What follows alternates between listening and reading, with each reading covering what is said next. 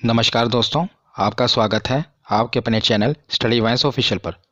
तो आज का हमारा टॉपिक है, हम पॉलिटी के सेकंड पार्ट संविधान के स्रोत को कवर करेंगे। बहुत ही इंपॉर्टेंट टॉपिक है। आप चाहे किसी भी एग्ज़ाम की तैयारी कर रहे हों, संविधान के स्रोत से क्वेश्चन बनते ही हैं। तो इससे पहले मैंने इसका पहला भाग कि हमारा संविधान कैसे बना, संविधान सभा का गठन कैसे हुआ, सभी समितियों के अध्यक्ष, मंत्रिमंडल, वो सब कुछ जो कि आपको एग्ज़ाम में पूछा जाता है, मैं डिटेल में कवर किया है।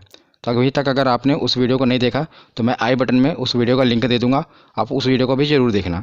तो चलिए बिना देरी किए हुए इस वीडियो को शुरू करते हैं। इसमें मैं आपको ट्रिक से बताऊंगा कि आप इसे कैसे याद रख सकते हैं। तो चलिए वीडियो की शुरुआत करते हैं। तो चलिए अब हम समझते हैं संविधान के स्रोत के बारे में। संविधान के स्रोत का मतलब है कि जो हमारा भारतीय संविधान बना है, इसमें कई देशी स्रोत भी हैं और कई विदेशी स्रोत। देशी स्रोत मतलब जब तक हम अंग्रेज़ों का राज रहा, वो कई अधिनियम और एक्ट लेकर आए थे भारत में, तो हमने अपने संविधान में उसे भी सम्मिलित किया है। और कई विदेशी स्रोत हैं, मतलब जो कि विदेशों के संविधान हैं, उससे भी अच्छे अच्छे कानूनों को हमने सम्मिलित किया है हमारे भारतीय संविधान में। तो ये देशी और विदेशी स्रोत हम दोनों पढ़ेंगे। तो दुनिया भर के संविधान को बारीकी से परखने के बाद बाबा साहब भीमराव अम्बेडकर जी ने भारतीय संविधान का मसौदा तैयार किया। और भारतीय संविधान के अनेक देशी और विदेशी स्रोत हैं। तो देशी स्रोत हम पहले पढ़ लेते हैं। तो भारतीय संविधान पर सबसे अधिक प्रभाव भारतीय शासन अधिनियम 1935 का है। भारतीय संविधान के 395 अनुच्छेदों में से लगभग 250 अनुच्छेद इसी में से लिए गए हैं। तो मैंने पिछली वीडियो में आपको डिटेल में बताया था भारत शासन अधिनियम 1935। तो जो हमारा संविधान बना है, लगभग मैंने आपको बताया था कि 60% हिस्सा इसी अधिनियम से लिया गया है। तो मतलब ये जो अधिनियम है, अंग्रेज ही लेकर आए थे। मैंने पहले भी आपको बताया था, भारत शासन अधिनियम 1935। तो आप जैसे देख ही रहे हैं कि हमारा जब संविधान बना था उसमें 395 अनुच्छेद थे और लगभग 250 अनुच्छेद इसी भारतीय शासन अधिनियम 1935 से ही लिए गए थे। तो इसका इंपॉर्टेंस बहुत है हमारे भारतीय संविधान में। आप याद रखिएगा, जब भी पूछा जाए कि भारतीय संविधान का सबसे महत्वपूर्ण भाग और सबसे ज़्यादा भाग किस में से लिया गया है, तो याद रखिएगा भारत शासन अधिनियम 1935 में से। अब हम देखते हैं कि कुछ विदेशी स्रोत भी लिए गए हैं, जैसे कि अमेरिका से Britain, Australia, Ireland, Germany, Canada, दक्षिण अफ्रीका, रूस और जापान। इसे हम एक एक करके अभी पढ़ेंगे। पर आपको याद रखना है कि दोनों हैं देशी स्रोत और विदेशी स्रोत। तो ज़्यादातर इंपॉर्टेंट जो है विदेशी स्रोत हैं, इसे हम पढ़ेंगे। तो चलिए आगे देखते हैं। तो जैसा कि मैंने आपको बताया कि जो भारतीय संविधान है, इसमें कई विदेशी स्रोत हैं, मतलब हमने कई देशों के संविधान से कानून लिए हैं। तो इस पर कई लोगों ने व्यंग्य कसा और कहा कि भारतीय संविधान विदेशी फलों की टोकरी है। और कई लोगों ने यह कहा कि ये तो विदेशों से लिया गया उधार संविधान है। तो इस पर बाबा साहब भीमराव अम्बेडकर जी ने कहा था कि संविधान के मूल विचारों पर किसी देश का पेटेंट नहीं है और इसमें से अच्छे विचारों को लिया जा सकता है। ये कथन मैं आपको क्यों बता रहा हूँ, क्योंकि अभी जो एग्ज़ाम चल रहे हैं आरआरबी एनटीपीसी में, उसमें ये कथन दिया गया था और पूछा गया था कि बताइए ये कथन किसने कहा है। तो आपको याद रखना है कि बाबा साहब भीमराव अम्बेडकर जी ने यह कथन कहा था, जब उन पर लोगों ने ये व्यंग कसा था कि ये तो विदेशी फलों की टोकरी है और ये संविधान जो है उधार लिया गया संविधान है विदेशों से। तब उस पर बाबा साहब भीमराव अम्बेडकर जी ने कहा था कि संविधान के मूल विचारों पर किसी देश का पेटेंट नहीं है और इसमें से अच्छे विचारों को लिया जा सकता है। तो अब हम पढ़ते हैं भारतीय संविधान के विदेशी स्रोत, क्योंकि यही इंपॉर्टेंट है और यही एग्जाम में पूछे जाते हैं। तो सबसे पहले हम देखते हैं ब्रिटेन, कि आखिर हमने ब्रिटेन से क्या लिया। तो संसदीय प्रणाली और एकल नागरिकता, ये दोनों पूछे जाते हैं कि संसदीय प्रणाली और एकल नागरिकता हमने ब्रिटेन से ली है। तो इसे हम याद कैसे करेंगे।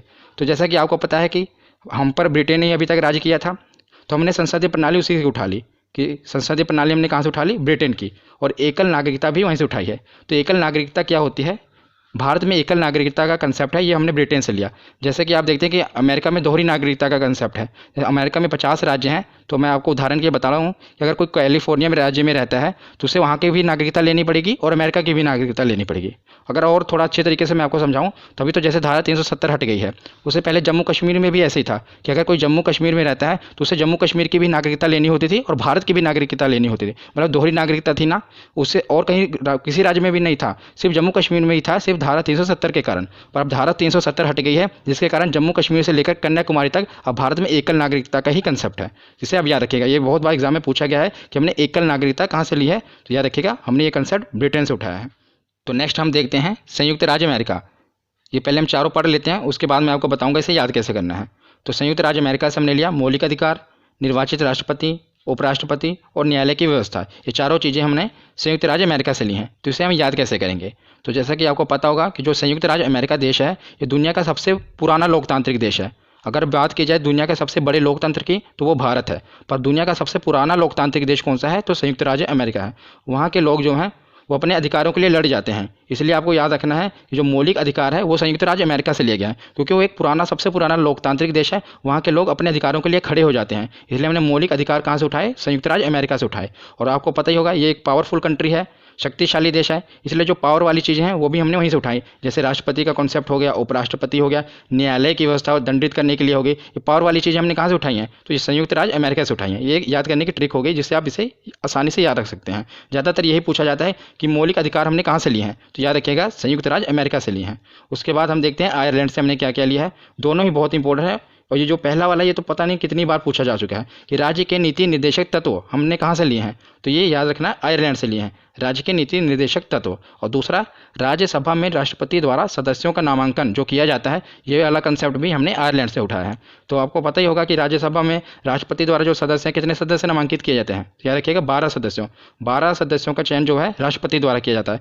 बाकी तो आपको पता है इंटरनल वहाँ पर वोटिंग से ही आते हैं, इंटरनल वोटिंग से। और बाकी जो 12 सदस्य हैं वो राष्ट्रपति जो ज़्यादा चुने जाते हैं। कला के क्षेत्र में हो गया, साहित्य के क्षेत्र में हो गया, विज्ञान के क्षेत्र में था। ये कंसेप्ट इसलिए लाया गया था क्योंकि जो राज्यसभा में ज़्यादातर इंटरनल वोटिंग से ही आते हैं, वो राजनेता ही आते हैं। पर बाकी जो लोग हैं उनको भी देश की सत्ता में अधिकार दिया जाए, वो भी जो जिन्होंने देश के लिए अच्छा काम किया साहित्य में, कला में, विज्ञान में, वो भी इसमें शामिल हो सकें, इसलिए उन्हें भी राष्ट्रपति द्वारा उनका भी चयन किया जाए। तो नेक्स्ट हम देखते हैं जर्मनी। तो जर्मनी से हमने क्या कंसेप्ट उठाया है? तो आपातकाल का सिद्धांत हमने कहाँ से लिया है? जर्मनी से लिया है। तो इसे आप कैसे याद रख सकते हैं? जब आप जर्मनी को पढ़ते होंगे तो आपको दिमाग में एक ही चीज़ आ जाती है कि हिटलर के बारे में। तो हिटलर आपको पता था कि तानाशाह था। तो जब हिटलर ने राज्य किया जर्मनी पर, तो जर्मनी पर कोई लोकतंत्र नहीं था। मतलब एक आप ऐसे याद रख सकते हैं कि उस समय पूरा इमरजेंसी की हालत थी, आपातकाल की हालत थी जर्मनी में, क्योंकि कोई भी लोकतंत्र नहीं था, जनता अपनी आवाज़ उठा नहीं सकती थी, इसलिए पूरा आपातकाल की हालत थे। मतलब एक कहानी की तरह मैं आपको बता रहा हूँ, क्योंकि अगर आप कोई भी चीज़ अगर आपको याद रखनी है तो आप अगर उसके पीछे एक मनगढ़ंत कहानी बना लेंगे ना, तो आपको कभी भूलेगी नहीं। इसलिए मैं आपको एक कहानी से रिलेट कर रहा हूँ। जब भी आपके दिमाग में जर्मनी आएगा तो आपके दिमाग में देखना आपातकाल जरूर आ जाएगा। इसलिए इससे आप इसको बहुत देर तक याद कर सकते हैं बिना रिवीजन के। तो इसलिए आप याद रखेंगे जो जर्मनी है, इससे कहानी आपातकाल कहाँ से लिया गया? तो जर्मनी से लिया गया। उसके बाद हम नेक्स्ट देखते हैं जापान। तो जापान द्वारा क्या लिया गया? तो विधि द्वारा स्थापित प्रक्रिया, ये कहाँ से लिया गया कंसेप्ट? तो जापान से लिया गया। तो नेक्स्ट हम देखते हैं जापान के बाद दक्षिण अफ्रीका। तो दक्षिण अफ्रीका से हमने क्या लिया? संविधान संशोधन। बहुत ही इंपॉर्टेंट है, कई बार पूछा गया है। तो इसे हम देखिए कैसे याद करेंगे। इसकी भी एक कहानी हम अपने आप से बना लेते हैं कि हमने यूरोप से भी कुछ ना कुछ उठा लिया, अमेरिका से भी ले लिया और अपना एशिया से भी ले लिया, जापान से लिया ना, लेकिन अभी तक हमने अफ्रीका कॉन्टिनेंट से कुछ भी नहीं लिया। तो अफ्रीका में देखा जाए तो सबसे विकसित देश कौन सा है? तो साउथ अफ्रीका। तो साउथ अफ्रीका से हमने उठा लिया संविधान संशोधन। तो संविधान में अगर कुछ भी अमेंडमेंट करनी है, संशोधन करना है, तो वो वाला कंसेप्ट हमने कहाँ से उठाया? तो दक्षिण अफ्रीका से। मतलब इस कहानी से आप इसको याद रख सकते हैं कि हमने हर जगह से उठा लिया लेकिन अफ्रीका से कुछ नहीं लिया। तो अफ्रीका से सबसे इंपॉर्टेंट चीज़ ले ली कि संविधान में संशोधन करना है। तो अफ्रीका में कहाँ से ली? तो अफ्रीका का जो सबसे विकसित देश है साउथ अफ्रीका, वहाँ से हमने ये ले लिया। उसके बाद नेक्स्ट हम देखते हैं ऑस्ट्रेलिया। तो ऑस्ट्रेलिया से हमने लिया समवर्ती सूची का विभाजन। तो समवर्ती सूची क्या है मैं आपको बताता हूँ। तो समवर्ती सूची में कुछ विषय लिखे हुए हैं कि जिन पर राज्य और केंद्र दोनों ही कानून बना सकते हैं। जैसे कि आपको बता दो स्वास्थ्य, शिक्षा, इस पर राज्य भी अपना कानून बना सकता है और केंद्र भी कानून बना सकता है। तो ये सब कुछ कहाँ लिखा हुआ है कि किस पर राज्य कानून बना सकता है, किस पर केंद्र पर कानून बना सकता है? तो ये समवर्ती सूची में लिखा हुआ है। तो समवर्ती सूची का जो विभाजन है, ये हमने कॉन्सेप्ट कहाँ से लिया? ये ऑस्ट्रेलिया से लिया। ये भी इंपॉर्टेंट है, संविधान संशोधन वाला ज़्यादा इंपॉर्टेंट। उसके बाद आखिरी में हम देखते हैं हमने रूस से क्या लिया। तो रूस से लिया हमने मौलिक कर्तव्य। जैसा कि हमने हर कुछ जनता की भलाई के लिए कानून नियम बनाए, लेकिन जनता का भी तो कुछ कर्तव्य बनता है अपने देश के प्रति, इसलिए हमने मौलिक कर्तव्य लिए हैं रूस से।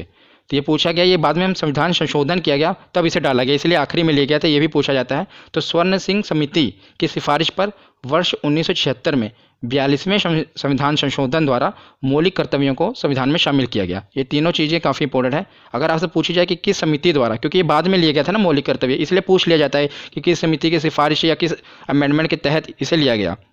तो याद रखिएगा स्वर्ण सिंह समिति थी, इसकी सिफारिश पर, वर्ष था 1976 और कौन सा संशोधन था? तो 42वां संविधान संशोधन था। उसके द्वारा मौलिक कर्तव्यों को संविधान में शामिल किया गया था। तो ये हमने कॉन्सेप्ट लिया कहाँ से था? तो रूस से लिया था। तो ये मौलिक कर्तव्य में मैं आपको चीज़ें बता देता हूँ कि क्या क्या लिखा गया है। तो जैसे कि संविधान का पालन करें और उसके आदर्शों, संस्थाओं, राष्ट्रध्वज एवं राष्ट्रगान का आदर करें, ये जनता का मौलिक कर्तव्य बनता है। और उसके बाद सार्वजनिक संपत्ति को सुरक्षित रखें और हिंसा से दूर रहें, यह भी हमारा कर्तव्य बनता है। और भारत की संप्रभुता, एकता और अखंडता की रक्षा करें तथा उसे अक्षुण्ण रखें, यह भी हमारे आम जनता का कर्तव्य बनता है अपने देश के प्रति। तो ऐसी कुछ चीज़ें लिखी गई हैं कि जो हमारे मौलिक कर्तव्य हैं हमारे देश के प्रति।